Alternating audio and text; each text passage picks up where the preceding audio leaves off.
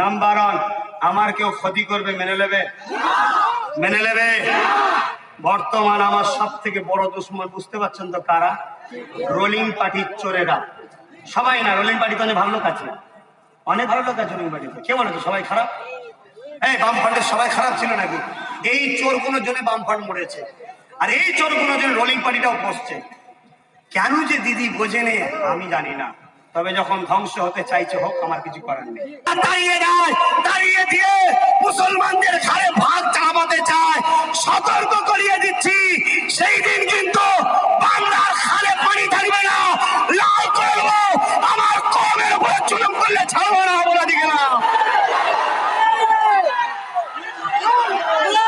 চালাকি পুরা চলবে না, দাঁড়াগিরি চালাকি পুরা চলবে না, আমার কমকে ফাঁসানো চলবে না। তাই অনুরোধ করছে, এখনো সময় আছে, ধরুন এদেরকে, এদেরকে তালাশ করুন। এরা বিভিন্ন অফিসে, বিভিন্ন গোপন আড্ডাতে অস্ত্র রেখে দিয়েছে, বোম রেখে দিয়েছে। শুধুমাত্র রাজনীতির লোকেরা নিজেদের গদি রক্ষার স্বার্থেদেরকে ধরে।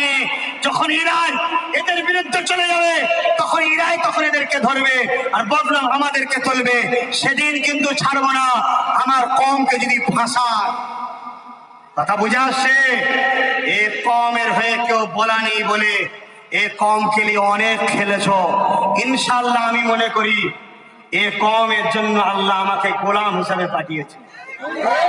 আমি এ কমের খাদেম হব, এ কমের রক্ষক হব, এ কমের বন্ধু হব, এ কমের সাথী হব। আর এদের সাথে আর দুটো কমকে বাঁচাবার জন্য আমি জীবন লাগলে দেবো। আদিবাসী দলিত সম্প্রদায়ের পাশেও দাঁড়াবো। আপনাদের আপত্তি আছে? কারণ ওই দুই কমকে ৭৩ বছর ধরে শেষ করা হচ্ছে। একটু কথা বললে ঐক্য হলে বলছে মাওবাদী, মাওবাদী, মাওবাদী, মাওবাদী। নিজেরাই তৈরি করে আর নিরীহ লোককে ফাঁসায়। এই যে কাজ করছি ভাই, সবাই আল্লাহকে সাক্ষী রেখে বলবে আমি ভুল করছি না ঠিক করছি। আপনার তাহলে একটা শেষ কথা বলি, আগামী দিন আমি যে রাস্তায় চলছি রাস্তায় আগাবো না, এখান থেকে পিছিয়ে আসবো। আল্লাহকে সাক্ষী রেখে বলেন কারা আগাতে বলছেন? আমাকে ইজাজত দিচ্ছেন, আমাকে আগাতে ইজাজত দিচ্ছেন, পারমিশন দিচ্ছেন। আলহামদুলিল্লাহ, আমার বাপও পারমিশন দিচ্ছে, আলহামদুলিল্লাহ। আপনার তাহলে তিনটে কাজ। একজন বন্দী যে মারতে দিয়েছে নবীকে, সাহাবাকে, নবী তাদেরকে শিক্ষার মর্যাদা দিল। ওই 400 জন নবীর এই আদর্শ থেকে মুক্ত হয়ে আবু জেহেলের দল ছেড়ে দিয়ে নবীর দলে জয়েন হলো। জোরে বলুন সুবহানাল্লাহ। তাই আজ আমরা এখান থেকে বলছি, ইনশাআল্লাহ আমাদের হাতে ক্ষমতা আল্লাহ দেবে। ক্ষমতা যদি আমরা পাই, তাহলে যারা আজ আমাদের উপরে জুলুম করছে, ঘর বাড়ি ভাঙছে, আমাদের উপর অত্যাচার করছে, এদেরকে আমরা কি করব? প্রতিশোধ নেব না, এদেরকে আমরা মাফ করে দেব। কিন্তু কিন্তু এদেরকে একটা শর্তে মাফ করব, আগামী কোনদিন তোমরা কোন রাজনীতির দলের সঙ্গে যোগ দিতে পারবে না।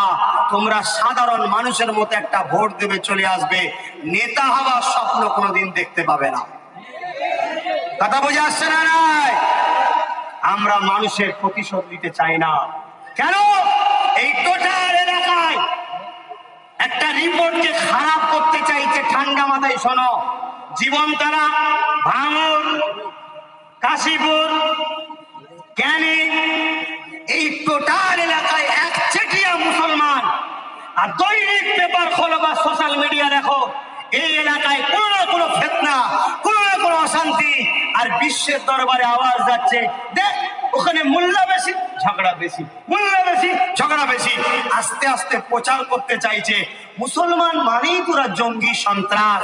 অতএব এই এলাকাটাকে একটা ব্ল্যাক লিস্টে ফেলতে চাইছে, রেড জোনে ফেলতে চাইছে।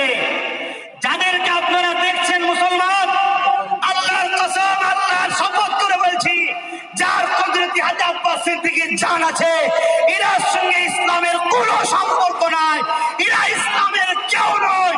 এরা যদি নিজেদের ঘরে মুসলমান ভাবতে পারে, ইসলাম এদেরকে মুসলমান মনে করে না।